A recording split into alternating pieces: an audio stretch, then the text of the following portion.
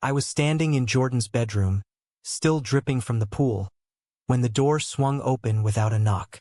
There stood David, Jordan's dad, holding a folded towel. His eyes locked on me. Shirt off, swim trunks halfway down, and for 3 full seconds neither of us moved. Then he muttered sorry, and backed out, closing the door softly. But the way he looked at me, not shocked, not embarrassed, just steady, stayed with me long after he was gone. I pulled my clothes on fast, heart hammering. Jordan was still outside, laughing with his cousins. I told myself it was nothing. David was 48, divorced, a quiet guy who fixed cars and coached Little League. He was Jordan's dad. End of story. But that night, when Jordan crashed early, I couldn't sleep. I kept replaying the moment. The way David's gaze hadn't darted away like most people's would. The way he hadn't laughed it off or made a joke. Just that long, quiet look. The next morning David was in the kitchen making coffee. I came down for breakfast, and he handed me a mug without meeting my eyes. "Sleep okay?" he asked. "Yeah," I lied. "Thanks." He nodded, then said, "I should have knocked. It's your house," I said, trying to sound casual. He looked at me then, really looked. Still. We stood there in silence, coffee steaming between us. Something shifted. Not big, not loud, just a crack in the wall we'd both pretended was solid. Over the next weeks, I found reasons to stay longer at Jordan's house. Jordan didn't notice. He was busy with his girlfriend and summer classes. But David did. He started asking me questions about school, about my plans after graduation, about my family. Simple things, but they felt like something else. One afternoon he asked if I wanted to help him in the garage. "Need an extra hand with the truck," he said. I said yes. We worked side by side, music low on the radio. He handed me tools, our fingers brushing once or twice. Each time it felt like static. He didn't pull away. Neither did I. "You ever think about coming out?" he asked suddenly, not looking up from the engine. I froze. "Jordan knows," I said. "But not my parents. Not yet." He nodded. "Takes guts." "You?" I asked, voice low. He wiped his hands on a rag. "I thought I was straight. Married 20 years. Then she left. And I realized, maybe I never really knew." The words hung there, heavy. True. I didn't know what to say, so I didn't say anything. We kept working, but the air felt different now. Thicker. Like we'd both admitted something we couldn't take back. That night Jordan asked why I was hanging around so much. "You crushing on my sister or something?" he joked. I laughed it off. "Nah, just bored." He bought it. I didn't.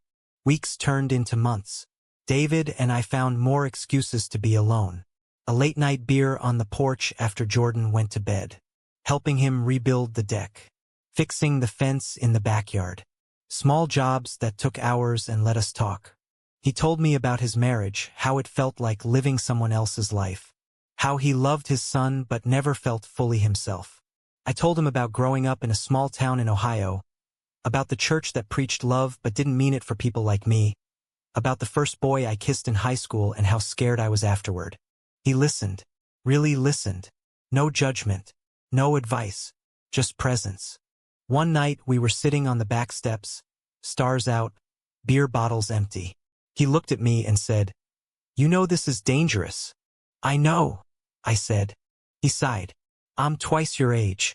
I'm your best friend's dad. If Jordan finds out." "He won't," I said, though I wasn't sure. He looked at the ground. "I don't want to hurt him. Or you." I reached over and touched his hand. Just once. He didn't pull away. The next day Jordan noticed something was off. "You okay?" he asked me at lunch. "You've been weird lately." "I'm fine," I said. He studied me. "You'd tell me if something was wrong, right?" "Of course." He nodded, but his eyes said he wasn't convinced. David and I tried to pull back. We avoided being alone, but it didn't work. The pull was too strong. One evening Jordan went out with friends. David and I were alone in the house. We sat on the couch watching a baseball game, volume low. Halfway through the game he turned to me. "I can't stop thinking about you," he said. Me neither. He leaned in, slow, giving me time to stop him. I didn't. Our lips met, soft, careful, like we were both afraid it would break. When we pulled back, his eyes were wet. We shouldn't, he whispered. I know, I said, but we did it again anyway. After that, everything felt more real, and more impossible. Jordan started asking questions. Why are you always here when Dad's around? Why does Dad smile more when you're here? I lied. David lied. We both hated it.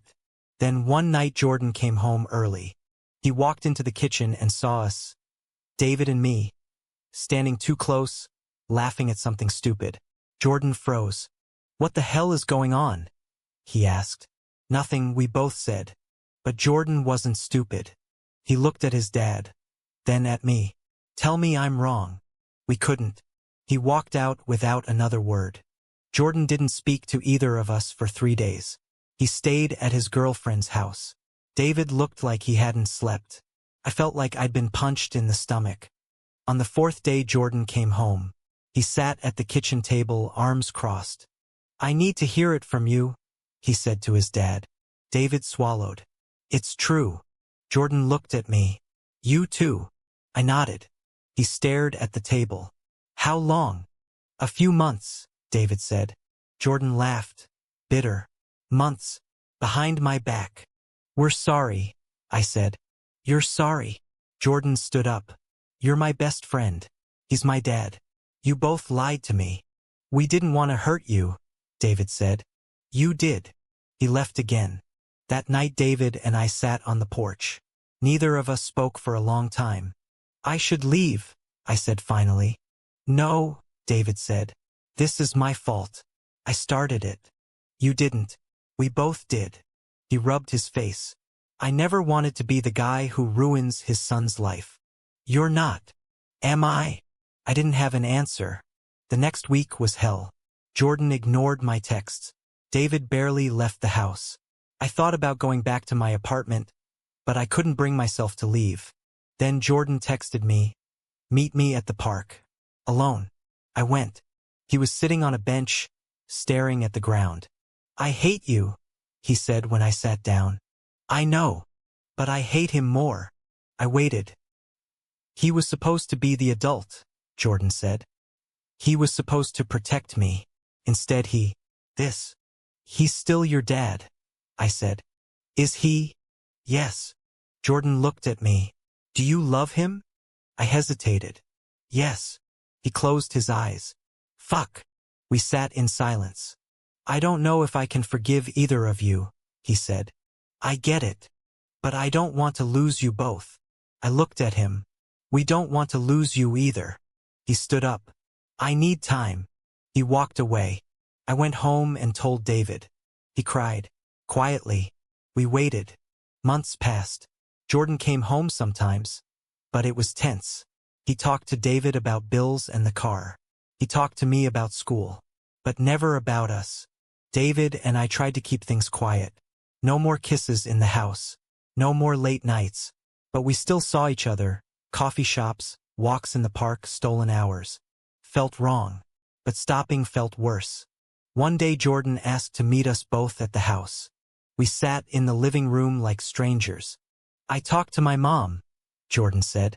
David tensed. She said she always knew you weren't happy, Jordan told his dad. She said she stayed because of me. David looked down. She also said I should try to understand. Jordan looked at me. I don't understand. Not really. But I don't want to hate you forever. He took a breath. If you're serious about each other, I won't stand in the way. But I need boundaries. And I need honesty. David nodded. Anything. Jordan looked at me. You're still my best friend. That doesn't change. I felt tears in my eyes. Thank you. He stood up. Don't make me regret this. He left the room. David and I sat there, stunned. It wasn't forgiveness. Not fully. But it was a start. Over the next year, things slowly got better. Jordan came over for dinner sometimes. He met David's eyes. He laughed at my jokes. It wasn't perfect, but it was real. David and I moved in together in a small house across town. Jordan helped us move. He even joked about being the best man if we ever got married. We laughed, but we both knew it might happen. Society still stared. David's friends stopped coming around. My parents haven't spoken to me since I told them. But we had each other. And we had Jordan in his own way. It wasn't easy. It never would be. But it was ours. Years later, on a quiet evening, David and I sat on our porch, watching the sunset. Jordan was coming over for dinner. He had a new girlfriend, a job he loved, a life that looked good. I looked at David. Gray in his hair now, lines around his eyes. Still the same steady gaze that had caught me all those years ago. "You ever regret it?" I asked. He thought about it. "No, not once." "Me neither." Jordan arrived, hugged us both. We ate, laughed, talked about nothing and everything. When he left, David turned to me. "We did okay," he said. "Yeah," I said. "We did." I thought about that day in Jordan's room, the moment David walked in and didn't look away. One choice, one look, and everything changed. Was it worth it? Was the love real? Or was it just a moment of weakness that we built a life around? You decide.